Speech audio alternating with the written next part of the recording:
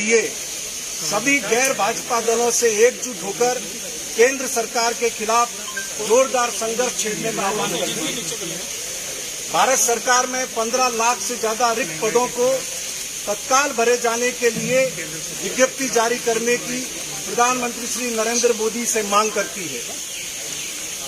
राजस्थान में कोविड-19 की दूसरी लहर में किए गए श्रेष्ठ प्रबंधन के लिए मुख्यमंत्री अशोक गहलोत को बधाई देते हुए उनके नेतृत्व में पूर्ण आस्था प्रकट करती है। मंत्रिमंडल का पुनर्गठन कब हो और कौन इसमें शामिल हो, ये तय करना मुख्यमंत्री जी का विशेषाधिकार है। इसके लिए समय सीमा बताना और दबाव में काम करने की परिपाटी उत्पन्न करना राजस्थान की आम जनता के हित में नहीं है। अतः सभी तरह के निर्णयों के लिए यह बैठक मुख्यमंत्री जी को अधिकृत करती है और सभी तरह के निर्णय उन पर छोड़ती है। ये दबाव कौन बना रहा है संयम जी? दबाव कौन बना रहा है संयम जी, तो बताओ।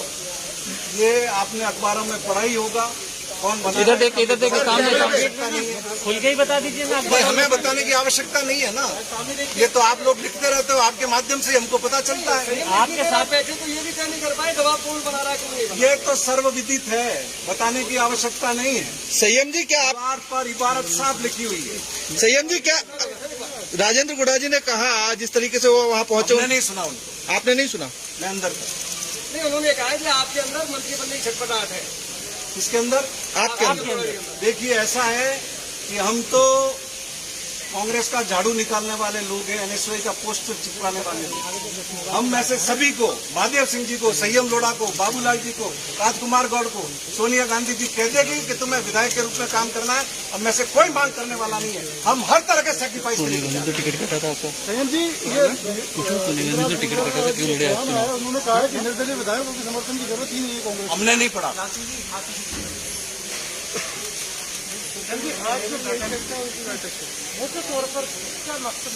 मकसद ये है कि हम चाहते हैं कि देश की जनता पीड़ित है, महंगाई से पीड़ित है, अराजकता से पीड़ित है, वैक्सीन तक के लिए उसको संघर्ष करना पड़ रहा है। इसलिए गैर भाजपा दल मजबूती से जनता का नेतृत्व करे, उनके लिए संघर्ष करे और जनता को राहत दिलाए। सचिन पायलट ग्रुप का कहना है। संयम जी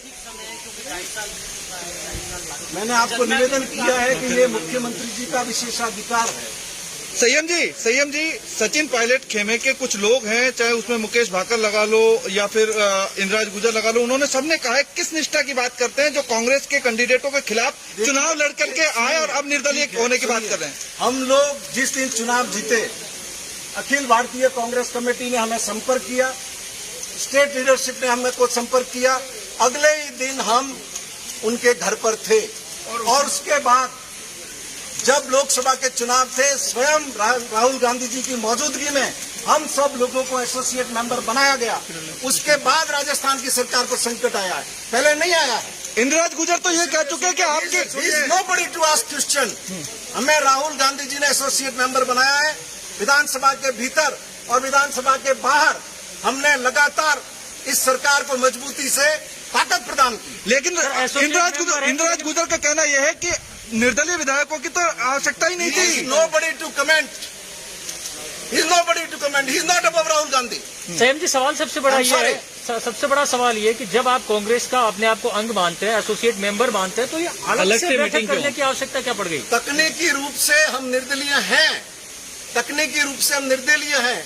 एंटी डिफेक्शन लॉ लगता है। हम किसी पार्टी को जब तक निर्दलीय विधायक हैं, कानून के मुताबिक हम ज्वाइन नहीं कर सकते। लेकिन प्रदेश की जनता को स्थिर सरकार देना हमारा प्राथमिक कर्तव्य है और जिसका हम सारे निर्दलीय विधायक पूरी तरह से पालन करें। संयम जी क्या लगता है सरकार को अस्थिर करने के प्रयास हो रहे हैं, फिर से गिराने की साजिश हो रही है? अभी तो ये काल्पनिक सवाल है, लेकिन अगर ऐसा होगा तो उनको मुंह तोड़ जवाब दिया जाएगा। ये कर्नाटक नहीं है, ये मध्य प्रदेश नहीं है। पहले भी अशोक गहलोत के नेतृत्व के अंदर हमने उनको धूल चटाई है और ऐसा कोई मंसूबा रखेगा तो एक बार फिर धूल चटाएंगे। संयम जी आपको काल्पनिक लग रहा है, लेकिन रामकेश जी तो कह रहे हैं कि अस्थिर करने की कोशिश की जा रही है। सचिन पायलट जी की बाकायदा भूमिका है, तो खुलेआम कह रहे हैं। कोई भी मैंने जो कहा, मेरा जो सवाल है वो सवाल जो मीडिया में खबरें आ रही हैं, जिस तरह का वातावरण जो बनाया जा रहा है, उन परिस्थितियों को देख करके मैंने ये बात कही।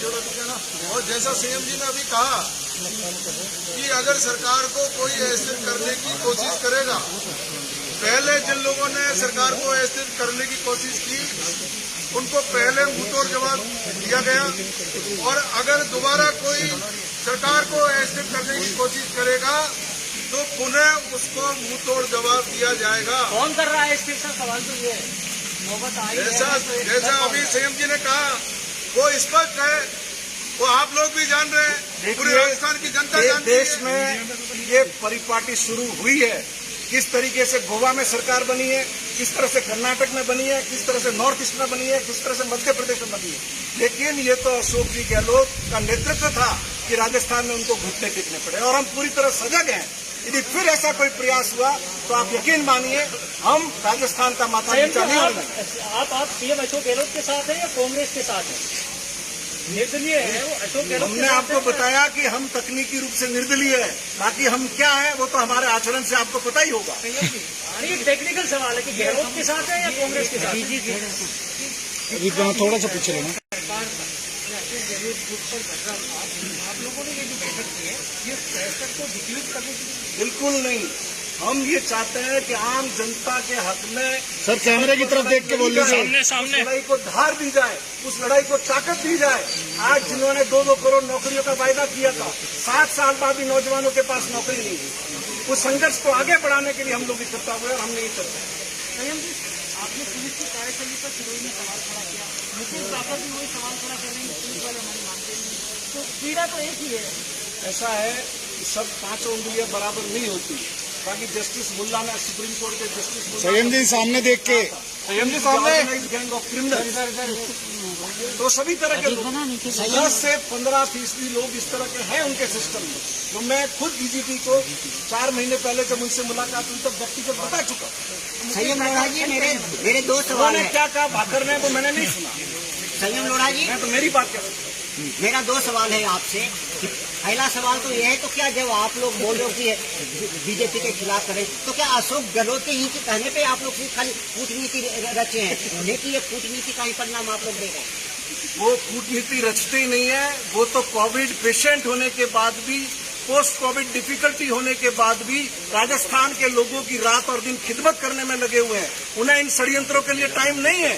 आप खुद देख रहे होंगे, पूरी देश ने नहीं पूरी दुनिया ने माना कि उनका कोविड मैनेजमेंट सर्वश्रेष्ठ।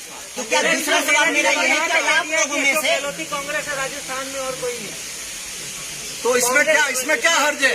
जिस व्यक्ति ने अपने जीवन के 40 साल, आप दीजिए एक बात पीछे करो, पीछे लोग कहते हैं कि 13 के में 21 सीटें आ गई थी, सरकार पराभव में चली गई थी, कांग्रेस भी कमजोर थी। लेकिन क्या आप इस बात का धन्यवाद नहीं देंगे कि अशोक गहलोत जी को जब राष्ट्रीय महामंत्री कांग्रेस का बनाया गया और गुजरात का प्रभारी बनाया गया, इन्होंने घुटने टिकवा दिए बीजेपी के उन नेताओं। चंद सीटों का फासला रह गया सरकार बनने के अंदर। ये तो अशोक जी गहलोत की काबिलियत आप सब मैं क्या मानूं, पूरा देश मानता है। गुलाब चंद कटारिया का कहना यह है कि खुद अशोक गहलोत सचिन पायलट को दूध में मक्खी की तरह निकालना चाहते हैं, जिससे ना रहेगी बात ना बजेगी बांसुरी। इसमें कितनी सच्चाई है? देखिए ऐसा है, पायलट साहब भाग्यशाली है। राजेश पायलट साहब जैसे नेता के घर में पैदा हुए, कम उम्र में सांसद बन गए, फिर सांसद बन गए, फिर मंत्री बन गए, लोकसभा का चुनाव हार गए तो प्रदेश कांग्रेस के अध्यक्ष भी थे, उप मुख्यमंत्री भी बन गए। उन्होंने जीवन में कभी भी असफलता देखी, हार देखी। ये मुख्यमंत्री के सवाल पर पहली बार उनके सामने अनुभव हुआ और अब ये दूसरी बार।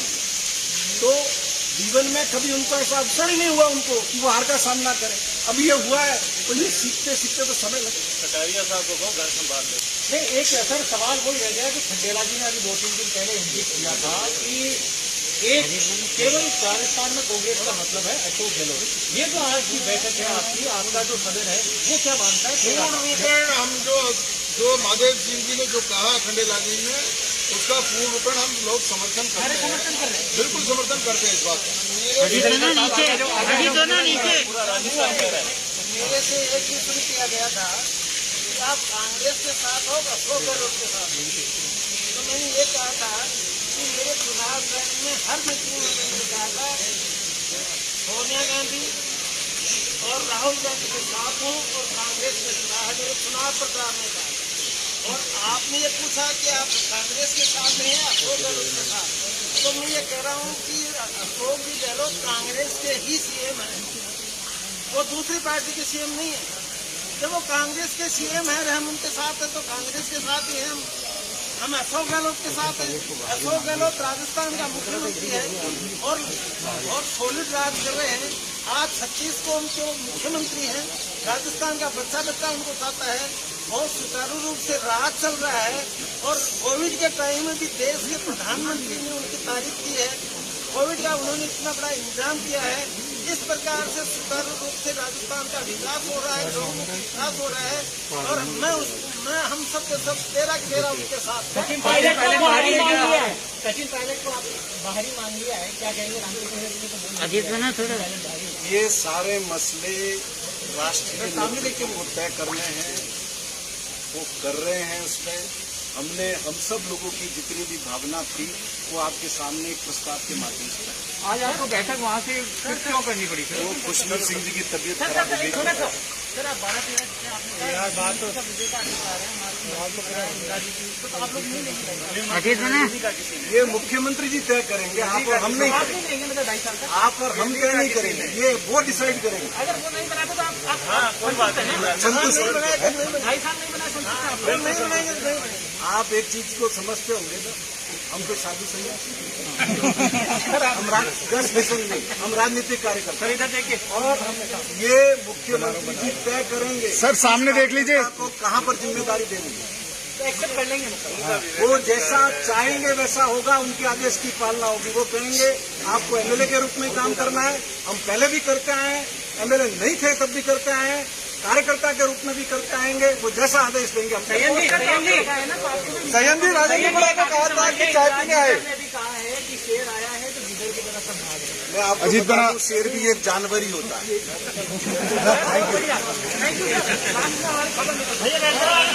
बैठ जाओ अरे बाबूलाल जी आप भी तो कुछ बोलो, इतने सालों